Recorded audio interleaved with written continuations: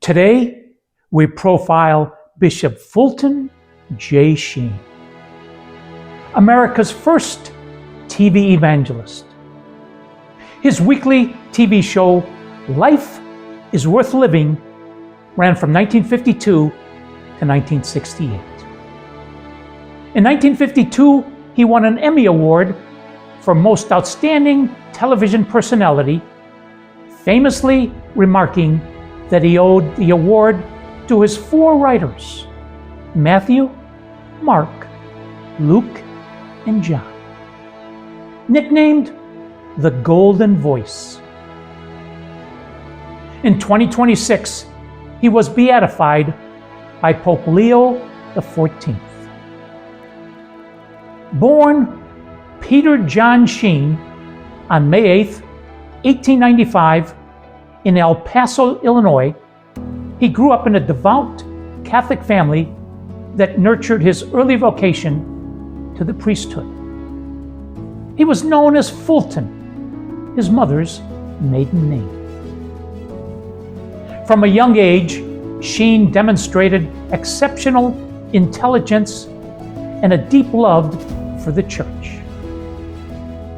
After his ordination to the priesthood in 1919, his bishop sent him to pursue further studies in Europe, a decision that would profoundly shape his intellectual and spiritual life. Sheen studied philosophy and theology at the Catholic University of Leuven in Belgium, earning a doctorate in philosophy. His time in Europe exposed him to rigorous intellectual traditions and deepened his understanding of Thomistic philosophy, which would later influence much of his preaching and writing. Even as a young priest, he possessed a gift for communicating complex theological ideas in a clear and engaging manner. Upon returning to the United States, Sheen joined the faculty of the Catholic University of America in Washington, D.C., where he taught theology and philosophy for over 2 decades.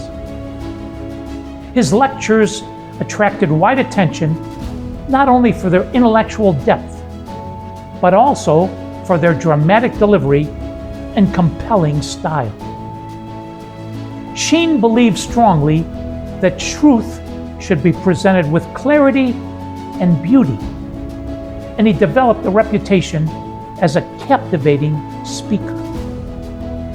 Sheen's greatest impact came through his pioneering work in media. In 1930, he began hosting a weekly radio program called The Catholic Hour, which aired for 20 years. At a time when radio was becoming a dominant force in American life, Sheen recognized its potential for evangelization. His broadcast reached millions of listeners across the country. He addressed topics ranging from theology and morality to social justice and global politics. His calm, reasoned voice and sharp wit helped him connect with both Catholic and non-Catholic audiences. In 1950, Sheen became the national director of the Society for the Propagation of the Faith. During his 16 years as director, Sheen raised millions of dollars for missionary efforts worldwide. He also donated $10 million that he earned from his later televised programs. In 1951, Sheen moved to television with his program, Life is Worth Living. There were a group of mockers that stood at the foot of the cross. And they said, "Thou art the Son of God? Come down from the cross. Others he saved, himself he cannot save." That was the proof they wanted, to come down from the cross. In other words, give us a religion without a cross. Come down and we will believe, but he did not come down. And why not? Because if he came down, he never would have saved us. Others he saved, they said, but himself he cannot save. Of course he cannot. The rain cannot save itself if it is to bud the greenery. Mother cannot save herself if she is to save her child. Soldier cannot save himself if he is to save his country.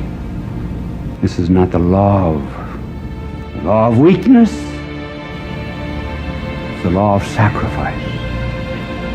Greater love than this no man hath, that he lay down his life for his friends. The show aired on the DuPont television network and later on NBC, thereby becoming America's first TV evangelist.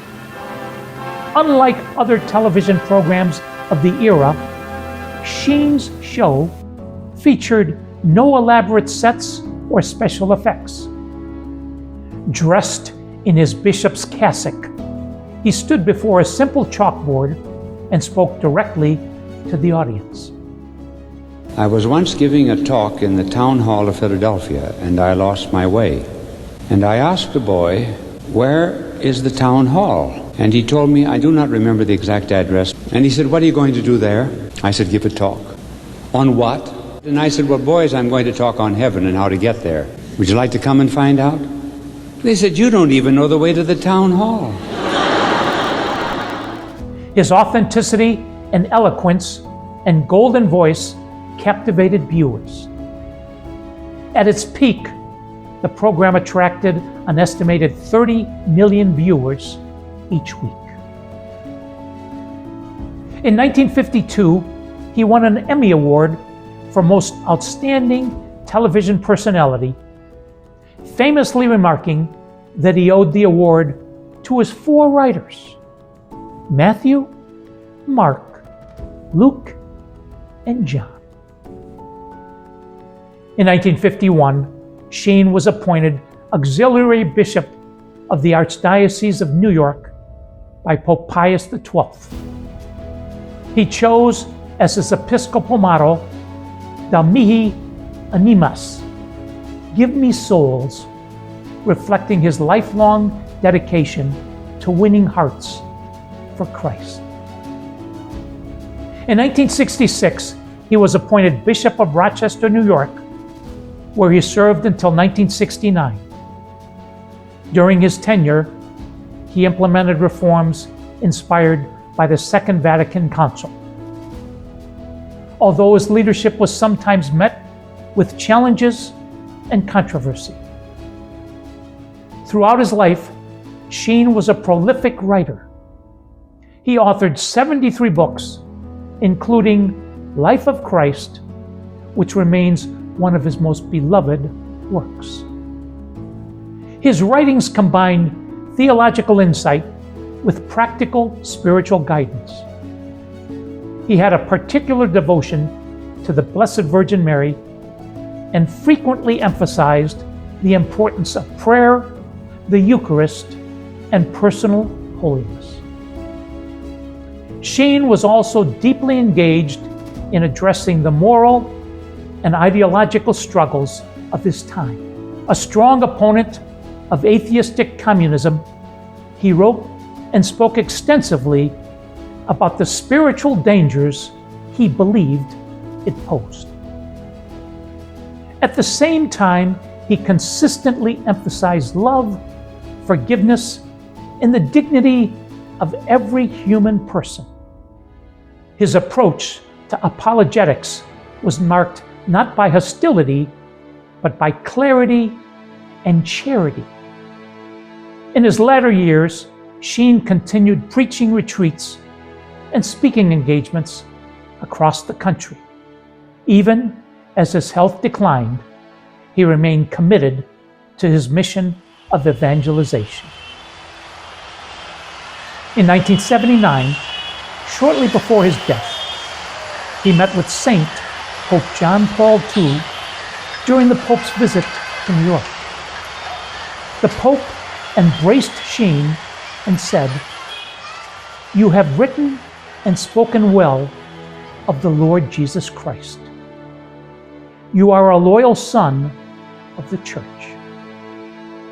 Sheen died on December 9th, 1979, in New York City at the age of 84. In recognition of this virtuous life and enduring influence, Sheen's cause for canonization was opened in 2002. In 2019, Pope Francis declared him venerable, acknowledging his heroic virtues. On September 16, 2010, after a healthy pregnancy, Bonnie Engstrom delivered a stillborn baby boy, James Fulton Engstrom. His life choked out by a true knot in the umbilical cord. His parents prayed fervently for Sheen's intercession. And what happened in the next 61 lifeless minutes was the stuff that miracles are made of. When all medical personnel had given up and were about to call the time of death, the stillborn baby came to life. Without any medical explanation, his heart started beating normally, and he was breathing normally, and that's one of the components for a miracle.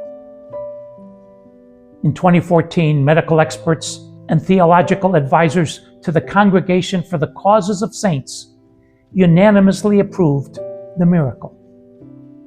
On February 9th, 2026, Pope Leo XIV approved this miracle attributed to Bishop Sheen's intercession, clearing the way for his beatification. Here are some quotes by Fulton J. Sheen. You must remember to love people and use things, rather than to love things and use people. Hate the sin, love the sinner.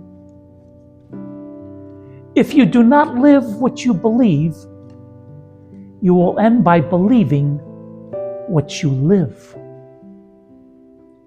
When we surrender our will to God, we surrender what we cannot keep to gain what we cannot lose. The world promises you comfort, but you were not made for comfort. You were made for greatness. Freedom is not the right to do what we please, but the liberty to do what we ought. The greatest story of all time is contained in a tiny white host. Here is a handwritten note from Bishop Sheen. To my dear friends, Mr. and Mrs. Hugh Kelly and family, who are my angels in the publishing world. God love you, Fulton Sheen. That's the story of Bishop Fulton J. Sheen. Thank you for watching. If you enjoy these messages of inspiration and hope, please like, subscribe, and share them with family and friends. Until we meet again, please remember, with God, anything is possible. Spahom.